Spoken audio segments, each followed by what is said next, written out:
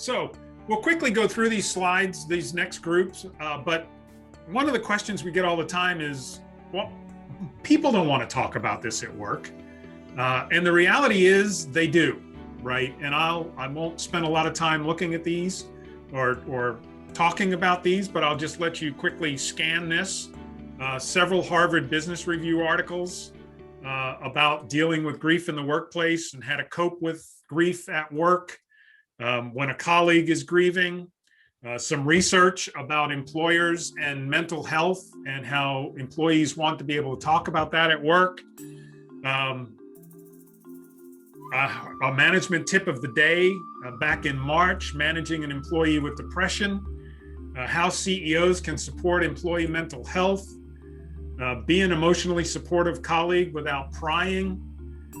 All of this is dealing with the topic that we're talking about and where the things that rock people's world outside of work and the work life, where those two things sort of collide and how leaders should deal with them. The Washington Post, I really like this one because it put our company's name right in the title of the article, which was awesome. But when the world's in crisis, we need grief leaders. Here's how to become one. This was just this past January.